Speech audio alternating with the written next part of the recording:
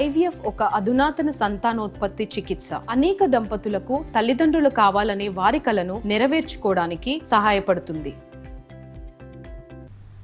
పోలవరం పనుల్లో చంద్రబాబు ప్రోటోకాల్ పాటించలేదని, coffer dam, spillway నిర్మాణాలు ఒకేసారి చేపట్టడం వల్లే డయాఫ్రమ్ వాల్ కొట్టుకుపోయిందని అన్నారు మాజీ మంత్రి అంబటి రాంబాబు. వైసీపీ తీరు దొంగే దొంగ అన్నట్టుందని కౌంటర్ ఇచ్చారు మంత్రి నిమ్మల. వైసీపీ హయాంలో ప్రాజెక్టు పనులు ఆలస్యంగా చేపట్టడం వల్లే డయాఫ్రమ్ వాల్ కొట్టుకుపోయిందని చెప్పారు. 4 నుంచి 16 డిసెంబర్ వరకు కూడా ఏ పనులు ప్రారంభించాల, నెగోషియేషన్ చేస్తూ వచ్చారు. మెయిన్ జాలో స్పిల్వే ప్రారంభించి, స్పిల్వే కంప్లీట్ చేసి, నది డైవర్షన్ కంప్లీట్ అయిపోయిన తర్వాత అప్పుడు నువ్వు కాఫర్ డ్యాముల జోలికి వెళ్ళవలసింది. ఫిబ్రవరిలోనే ఇది ప్రారంభించారు, ఇమీడియట్గా డిసెంబర్లో ఇది ప్రారంభించారు, ఫిబ్రవరిలోనేమో డయాఫ్రమ్ వాల్ స్టార్ట్ చేశారు. దానితో పాటు కాఫర్ డ్యాములు స్టార్ట్ చేశారు. 2 కాఫర్ డ్యాములు, డయాఫ్రమ్ వాల్ సైమల్టేనియస్గా, అదేమో డిసెంబర్లో పెట్టారు, ఇదేమో ఫిబ్రవరిలో.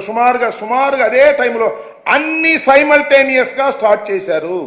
ఇది తప్పిదం అని మేము అనేక సార్లు చెప్పాం. అంటే ఈ వైఎస్ఆర్సీపీ వైఖరి అంటే చెప్పినటువంటి అబద్ధాన్ని పదే 100 సార్లు చెప్తే అదే నిజమని చెప్పేటువంటి భ్రమ కల్పించాలనేటువంటి ఆలోచనతో, అంటే పోలవరం ప్రాజెక్టు కోసం ఆ రోజు 14-19లో కేంద్రం గురించి ఎదురు చూడకుండా రాష్ట్ర ప్రభుత్వం నుంచి మా నిధులు మేము ఆ యొక్క పోలవరానికి ఖర్చు పెట్టి పోలవరం గురించి పనిచేస్తే, మీరు పోలవరానికి కేంద్రం ఇచ్చినటువంటి నిధులను కూడా డైవర్ట్ చేసేసి దారి మళ్లించినటువంటి వాళ్లకు పోలవరం ప్రాజెక్టు గురించి మాట్లాడేటువంటి అర్హత మీకు ఎక్కడుంది?